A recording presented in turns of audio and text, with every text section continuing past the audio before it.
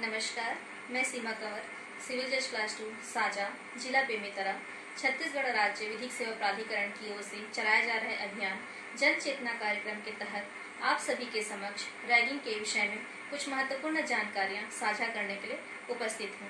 Ragging के बारे में आप सभी ने कभी न कभी सुना ही होगा। जब भी हम किसी शिक्षण संस्थान के बारे में बातें करते हैं अथवा किसी महाविद्यालय में प्रवेश की बातें आती है तो एकाएक हमारे दिमाग में रैगिंग का तथ्य उत्पन्न हो ही जाता है। रैगिंग को हमारे कानून में अपराध बताया गया है। छत्तीसगढ़ राज्य द्वारा वर्ष 2001 में रैगिंग के संबंध में एक अधिनियम बनाया गया था।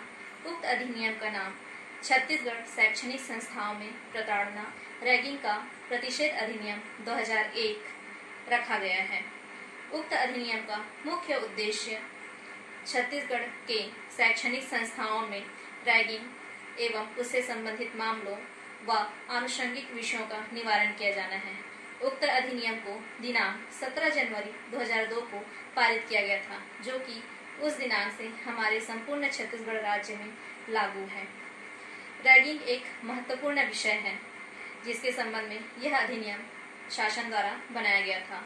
इस अधिनियम में कुल 7 धाराएं हैं, जिसमें रैगिंग की परिभाषा, रैगिंग के अपराध की प्रकृति, विचारण का क्षेत्राधिकार एवं दंड के विषय में प्रावधान दिया गया है।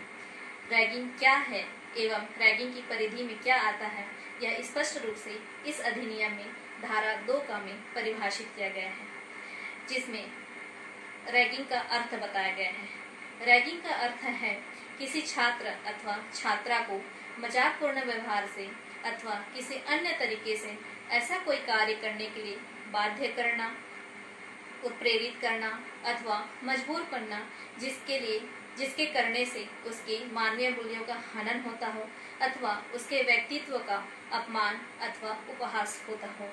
इसी प्रकार यदि किसी छात्र अथवा छात्रा को सदोष अवरोध, सदोष परिरोध या क्षति कारित किया जाता है या उस पर किसी प्रकार का आपराधिक बल का प्रयोग किया जाता है तो वह भी रैगिंग की परिभाषा में आता है। साथ ही साथ यदि किसी छात्र पर आपराधिक बल का प्रयोग करते हुए उसे सदोष अवरोध, सदोष परिरोध या क्षति कारित करने की धमकी देते हुए उसे किसी विधिपूर्ण कार्य को करने से रोका जाता है तो यह भी रैगिंग की परिधि में आता है। इस प्रकार रैगिंग को इस अधिनियम में काफी विस्तृत रूप से परिभाषित किया गया है। रैगिंग के साथ साथ इस अधिनियम में शैक्षणिक संस्था को भी परिभाषित किया गया है। शैक्षणिक संस्था को धारा 2 ख में परिभाषित किया गया है, जिसके अनुसार राज्य की सभी शासकीय व अशासकीय शैक्षणिक संस्थाएं सम्मिलित हैं। धारा 3 इस अधिनियम का बहुत महत्वपूर्ण प्रावधान है, जो कि रैगिंग को प्रतिषेध करता है, जिसके अनुसार कोई भी छात्र किसी भी प्रकार से रैगिंग का कार्य नहीं करेगा और न ही रैगिंग के कार्य में भाग लेगा, ऐसा प्रावधान किया गया है। जो कोई इस प्रावधान का उल्लंघन करता है अथवा उल्लंघन करने का प्रयास करता है अथवा उक्त कार्य करने के लिए किसी को दुष्प्रेरित करता है तो उसके लिए दंड का प्रावधान है, जिसमें उक्त कृत्य के लिए 5 वर्ष से अनधिक के कारावास अथवा 5,000 रुपये से अनधिक के जुर्माना अथवा दोनों के दंड से दंडित किए जाने का प्रावधान है। दंड का प्रावधान धारा 4 में दिया गया है। इस अधिनियम के तहत जो भी अपराध किए जाते हैं उसे न्यायिक मजिस्ट्रेट प्रथम श्रेणी द्वारा विचारण योग्य बनाया गया है।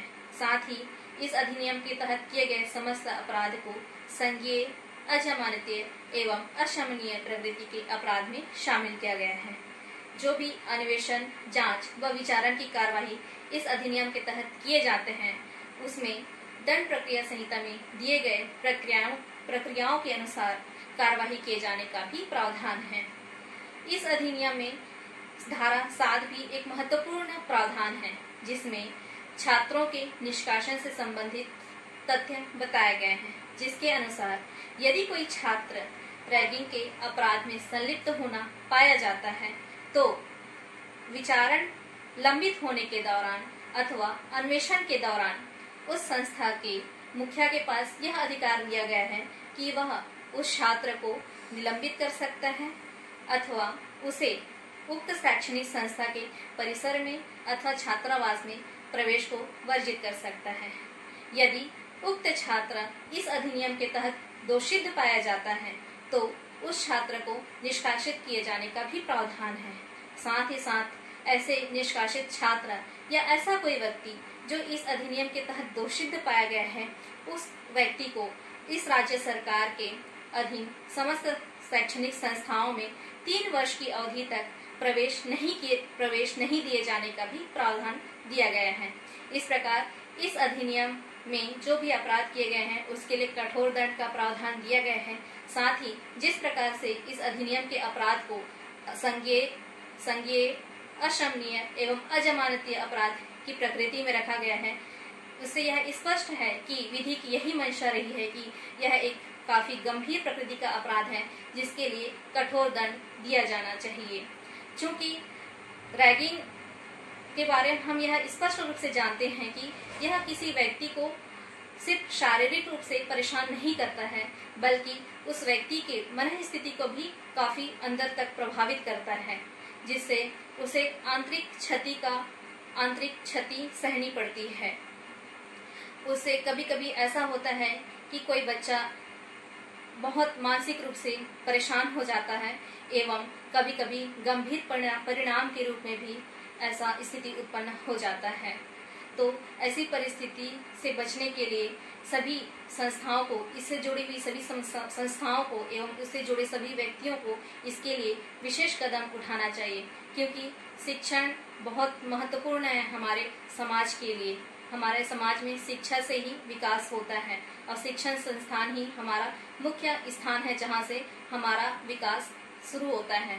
तो ऐसी परिस्थिति में शिक्षण संस्थान का माहौल शिक्षण के लिए बहुत ही अनुकूल होना चाहिए और इसके लिए उस संस्था से जुड़े हुए प्रत्येक व्यक्ति को विशेष कार्य करने चाहिए। धन्यवाद।